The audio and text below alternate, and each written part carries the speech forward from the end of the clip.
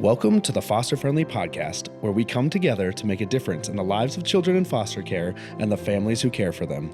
Foster Friendly communities are part of a nationwide movement by America's Kids Belong that helps people from all walks of life take action and help kids and families thrive. You'll hear from former foster youth, foster and adoptive parents, social workers, faith and business leaders, and other experts on how to engage in meaningful ways. Our hosts Brian, Travis, and Courtney explore inspiring stories of everyday people making a difference in foster care where they live and work. Welcome, world, to the Foster Friendly Podcast. I'm Brian Mavis, your host, with my two intrepid co-hosts. I don't even know what intrepid means. Me either. It was a make of a car in the 90s, the Dodge Intrepid. Okay. I think it's a good thing. That's why I said it. So, intrepid Travis, intrepid Courtney. Yes, our assignment will be to look up what intrepid is after this podcast, and we might have to edit that out. So, well, you too, you intrepid too. Hey, today, and not just today, the month of March is Social Worker Appreciation Month, and we do appreciate social workers, and we want to highlight the incredible work that they do in foster care. But before we get going, I'd like to ask you guys a question, because I would say most kids don't think, when I grow up, I want to be a social worker. Though, when we do our I Belong Project videos, surprisingly, it's seemingly surprising to me, a lot of those kids do say, I want to be a social worker. So that is definitely an honoring answer. That those kids who are in the system say, hey, the person I want to be like is my social worker. But to you two, what did you want to be when you grew up? I could actually see Courtney wanting to be a social worker. I was just going to say. Or Mother Teresa. Uh-huh. So set the record straight. I actually wanted to be a teacher from the time I was very young, a teacher and a mom, and that's what I ended up becoming. So I kind of lived mine was a straight and narrow path. It didn't hear much. Yeah. Mine, yeah, that's not my answer. That's a straight and narrow path, that's for sure. Travis, how about you? I just want to be intrepid, and that's always a general thing I just wanted, and hopefully I did it. We don't know what it means though. Yeah, no, I think you did. No. I grew up in North Dakota on a farm, and I did not want to be a farmer. So for me, it was the negative of what I didn't want to be. I think I wanted to play in the NFL. And that just, typical boy. Typical boy. Yeah. Yes. So that's my answer. I also was going to be an amazing 130-pound Walter Payton, and I've now busted way past that weight, by the way. So it didn't quite pan out. No, it didn't. We didn't. Our high school didn't even have a football team, so that's my excuse. Otherwise, for sure, I would have been a professional football player. And then, of course, the last thing I wanted to be. I even said it to God when I was baptized. Please don't make me a minister. And wow. And he saw that as a challenge. So yeah, so that happened. So yeah, what's not a straight and narrow path? It was me kicking and screaming into my path. So anyway, that's a great story. But I bet there's a lot of social workers who also said, I did not think to be that. I didn't even want to be, but maybe there was something pulling them there that felt bigger than themselves. That got them down that path. And so I want to think about what I know there's a lot of confusion about social work, and social work is bigger than just working with kids in foster care, because you can work with the elderly and social work and things like that. But we're going to focus, obviously, our uh, talk on social workers about foster care, because this is called the Foster Friendly Podcast. And so, to begin with, uh, when you think of social work in the system, sometimes people think of a kind of a negative connotation of red tape, and that there's excessive bureaucracy or adherence to these rules and formalities. And it's easy for us to view caseworkers as part of this red tape behind foster care, when really they're just individuals who care and have entered this field to make a change. So, based upon your guys' own personal experience of knowing social workers, tell me what your impression is of them. Yeah, I mean, to me, what you just said. Like they didn't enter this field for people to look down on them to say they're making my life hard as a foster parent, or they're making this kid's life hard. Like that's not what their intentions are. Their intentions are to make a change, help these kids grow, help these families grow, and see what they need to provide for these kiddos and their care to support them. Again, talk about foster care social workers, caseworkers. I've chatted with quite a few of them, and it is funny, like you said, a lot of them say, "I didn't think I was going to be a caseworker as I was growing up, Mm-hmm. or that I went into social work because it's such a broad category, not thinking it was going to be foster care, Mm-hmm. social work or caseworker, and I got led that way one way or another. So it is just interesting to see. I don't think you would go to any single social worker, caseworker on this planet, and they say, "I went into it to be part of red tape and the bureaucracy of the government." Like that's not why. And so I think we first and foremost we just all need to have that in our mindset of the why behind what they're doing, and keep that as part of the team. We're part of the team, and when we take this mindset of these caseworkers of something negative, we're doing nothing but causing more of that back and forth, friction that shouldn't be there.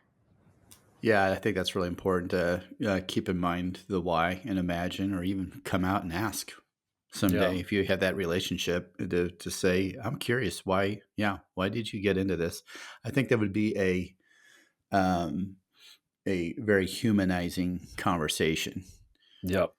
Not unless they say, "I got into it to get the big bucks." So, What state are you in then? Yeah. Well, that's a perfect segue into what I was thinking, Brian, because I really was thinking that, to me, it's I think we lose sight of each other's humanity, which is kind of what you were alluding to, of like, I think as we have more of this conversation to come in this episode, I believe we're going to see more of the parallels we really have as foster parents and caseworkers. Like, I think they're super parallel in many ways, but I do think like we both often fail to see the humanity in the other, maybe because we're swallowed up by this giant system in a way, or Yeah. or blinded by it, whatever you want to. Mm-hmm. Yep. Yeah, caseworkers and foster families. Mm-hmm. Yep, totally. So with that being said, we know that foster parents really, they want to be more understood. They wish that caseworkers understood them. I mean, one of the, I think, big facts behind foster parent attrition and quitting is just that they don't feel seen or valued, just generally enough. And so, but what do you guys think it means, sort of, when foster parents say they wish caseworkers understood them?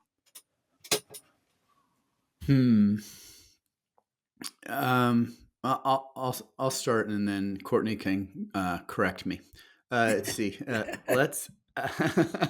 I know when we were actively fostering inside the system, uh, it felt like, hey, we're living this 24 hours a day, and you do not understand what it's like to have to wake up to stress, live through the day, feel it as you're going to bed at night, maybe having to get up at night once, twice, three times, who knows, dealing with it, and then the day starts all over again. day after day, week after week, month after month, year after year. And uh, I don't think, I think foster parents feel like, um, you're like, this isn't a job for us. This is our life. And that's how we're different. And I wish you would appreciate that. Yeah, so true. And caseworkers that are listening to this, don't send me nasty messages, but I have often heard Send them to Brian. My email is COURNTNEY.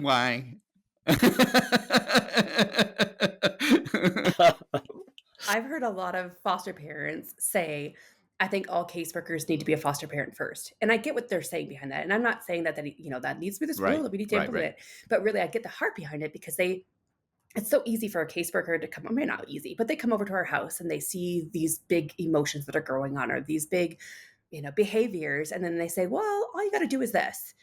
And it's like, that sounds so great. That sounds so easy. But then when you're living this, like Brian just described, day in and day out, and these things aren't just going away. And now my sleep's being deprived, or now this is happening. It's like, I wish you saw what this was really like. And again, I think, caseworkers have great intentions. So they come over to your home, they do their check-ins. They really want to know how it's going. They want to give advice because that's part of their role. But it's like just that friction again of, you can talk to anybody about foster care, but if they're not actually doing it, it's really hard to explain what the day-to-day is like versus just, oh, we have this big behavior right now, but then it's all the rest of the stuff. Yeah.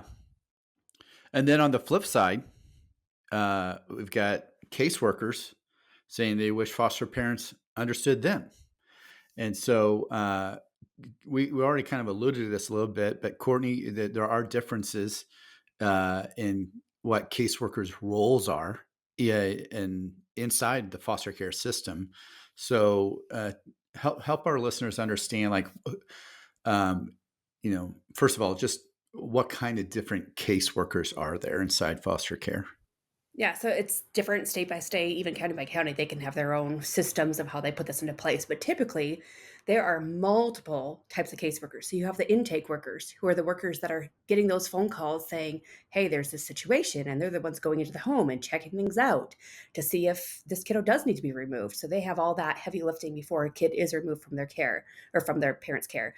And then the ongoing caseworker is the one that's now assigned to that case to get to know everybody in the case, get to know the situation, and kind of be the kiddo and their parents or whomever they were removed from, their caseworker.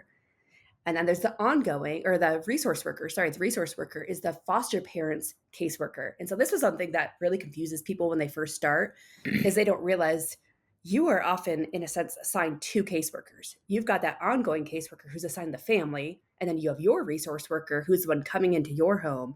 They're checking on the foster family. Their role is to make sure the kid's safe in the foster home. And then on top of those, like, those are the three most common. And then you also will have kinship caseworkers who just work with kinship homes, or adoption workers who just work in the adoption side of foster care. And then on top of all of that, we have something called family find. And most counties now have it where they have a family find worker or workers for their role. Their role is there's this new kid in care, Billy. He's 10 years old. My job is to go see all the connections of his family members, his friends, people that knew him before he entered care, to see if there's a kinship placement that this kid should be with. And so their role is to be an investigator, really, of their past and of the people that they are linked to genetically, or just family friends or whatever it might be. So again, that's just, there's so many different caseworkers within this one system, and foster parents, especially new foster parents, don't always understand that, to understand when they're talking with their resource worker and complaining about something that they don't even realize that resource worker, that's not their job. They don't have say in that. They have say, but their role isn't the ongoing, right? That's the ongoing caseworker's role. And so it could easily become just this intertwined web of misunderstanding, even in that sense, if we don't understand what their role is. Right. Okay. So we got to answer what we wish caseworkers, what we wish they knew about foster parents. Let's flip it on, say, what do caseworkers wish their foster parents knew about them? And we don't have to guess, right? because we know the answer from some Well, caseworkers. Courtney, you're going to get into actually some of the answers you actually have from them. I've, done some reading, but also just knowing, I'll speak first on this, and a good strategy in these podcasts is we go first, Brian, and then Courtney kind of cleans up the mess Yep. up, Clean, or just gives his better answers. But we try to get on base, and then she we just get on base and here we go. We're gonna hit it deep. So, but I do know, and this is where, to me, I do think this is such a parallel of different experiences, but a similar feeling and a lens of this idea that, like, I think a lot of caseworkers would say and feel that they don't feel seen either from the foster parents in terms of all that they are doing. So that means the bureaucratic constraints that can be probably nightmarish. We don't see all of these things that like connect all those dots. The complexity of the cases. My gosh, I mean, as we already talked about, what we kind of feel like when maybe they come into our homes and you like, we live this 24/7. You don't see, you might say, hey, what if you did this? But you don't see, I'm living this. What they would say we probably don't see is the things that are keeping them up at night are all of the traumatic cases and the decisions about, if I, have this removal, it's going to take apart this family for a while. And it's the right thing to do, but it's a major decision that's going to rock a family. And like, so those types of decisions, the weightiness, all that kind of stuff that, again, we don't see because of the system, and like they're in a whole nother role, would be some things that come to my mind. Yeah. And go with kind of our initial question of, what do you want to be when you grow up? Understanding these caseworkers, this is their job. That doesn't mean they're not human, right? That we don't dehumanize them. They're humans, but this is their job. And their job is a typical, for the most part, a 9 to 5, right? So I think it's so easy for foster parents to think that our caseworker is our go-to person about everything. And nowadays, most caseworkers give out their cell phone numbers to foster parents. And so we have to realize that caseworkers, they need a shut off time as well. And our role, we signed up as foster parents, we signed up to live the 24-hour day. When I'm teaching, my role is done at the end of the teaching day. I've got stuff I've got to do at home or lesson plans or whatnot. But my role with the kids and the parents is typically the school day. Same thing with these caseworkers. At the end of the day, they need their time to debrief. They need their time to go exercise, be with their family.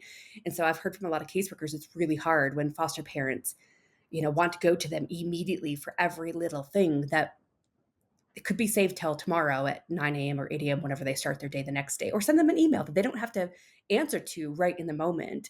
So just remembering this is part of their job.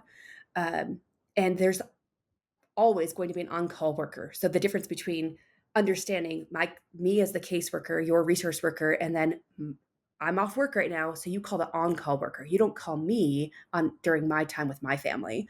So I think that's a very common thing I hear from caseworkers is that foster parents don't see, because we are the 24/7, so that we don't see them. We think that they're 24/7 as well. And it exhausts them. Yeah. And they're dealing with more than just your family. And so they and many of them have more than they should have to manage. So they're carrying that stress. And even when your family is going well, don't assume that then your caseworker must be having it easy, because they've got, multiple families that they're dealing with. And there's probably always a family that's in crisis. So they're always feeling that crisis, no matter. They can have 10 good cases and one bad one, and that's the one they're thinking about. Yeah, and I think I don't care what profession it is, just in life, if part of your daily existence involves regularly just putting fires out, that is extremely taxing. It is. It is. Yeah, it's. I think it's a very, very hard job, and it's one of those jobs that.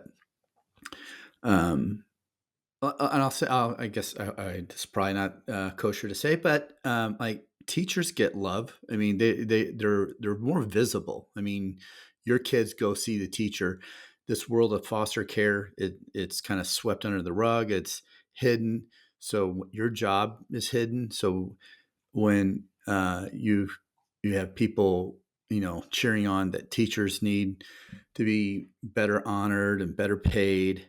You don't hear that kind of thing when it comes to social workers.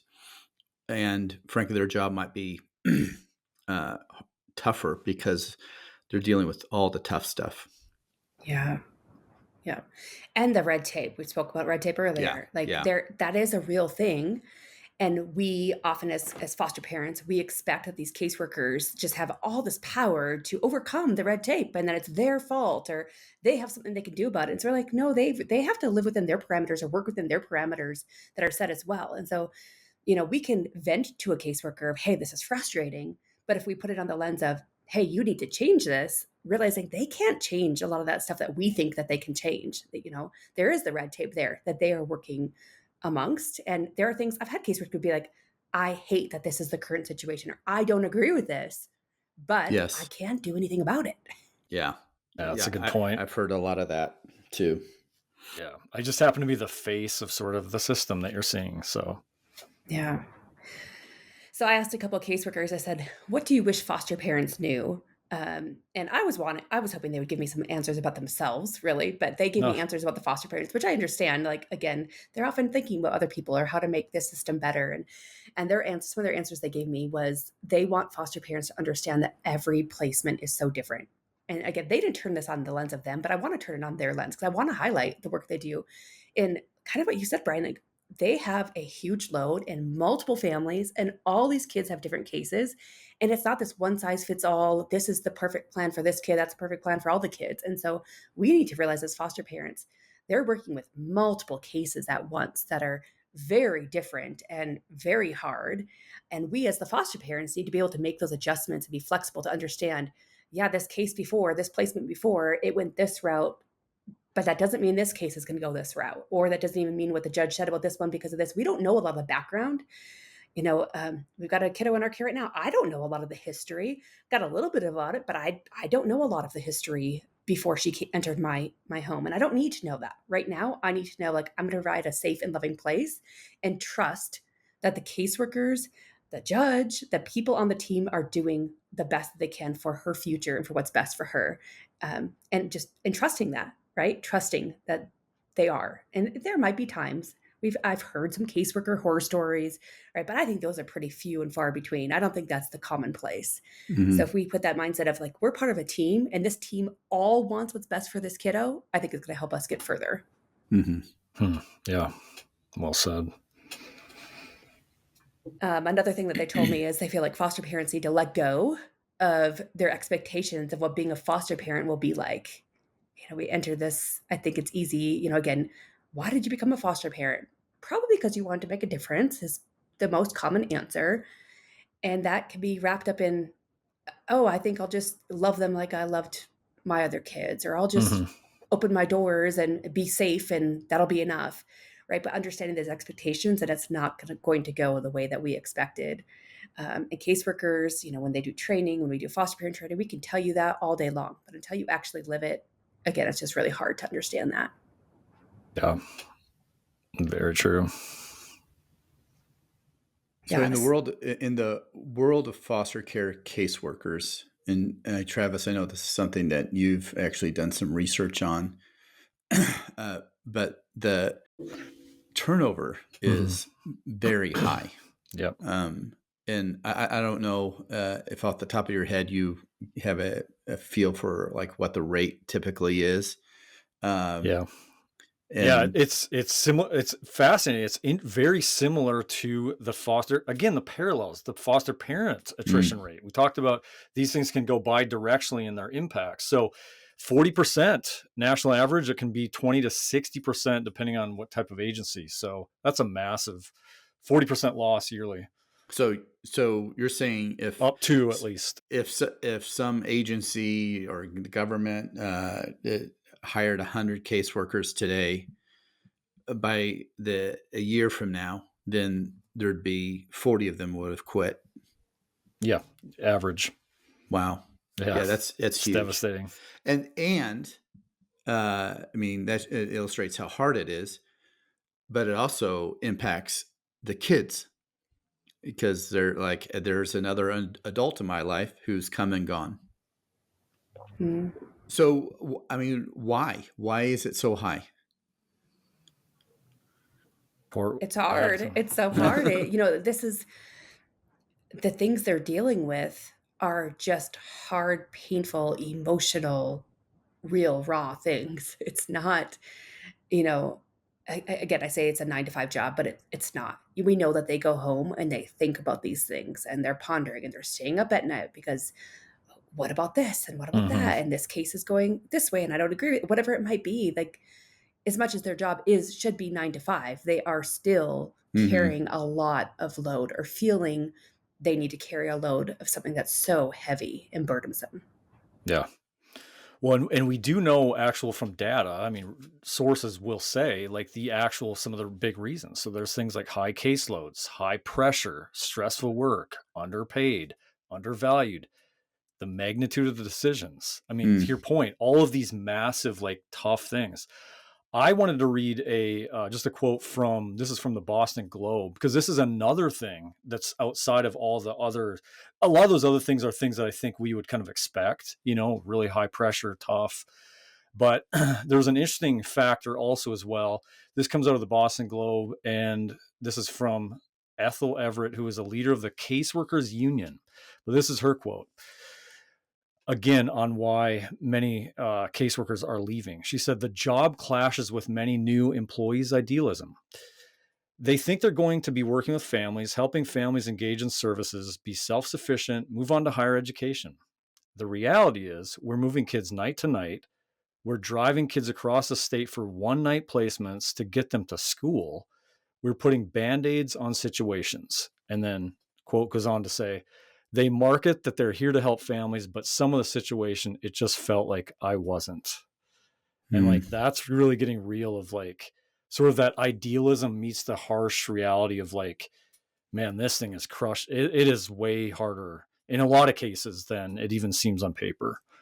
And I just thought that was an interesting Yeah, you'd tidbit. think, yeah, the kind of people who are drawn towards this kind of work would have that idealism, part of what draws them there, and then they, face the buzzsaw of reality, and that would be, their hopes conflicting so much with what their reality is that and their experiences are tough that they're like, this is not what I signed up for.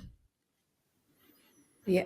And the age old saying, put yourself in their shoes. And really, I think that's the overarching theme of this podcast episode is as foster parents, we need to put ourselves in their shoes. As caseworkers, we need to put ourselves in the foster parents' shoes, right? And really see each other for what their role is and the value that they bring to the table and recognize that and support it. And yeah, like how can we support foster or caseworkers well? This month is, as we said, caseworker social worker appreciation month. But not just this month, always. Like, how can we do that? How can we show these caseworkers that we see them, we see the work that they're doing, and make them feel valued so they don't quit? Is there any thoughts there? Well, I think again back to some themes that we're discovering in this call is they're not different than us. They're human, and every human loves to know that somebody sees what they're doing and appreciates them for it. So a handwritten letter that says that says, I know your job is hard. I want you to know I appreciate you.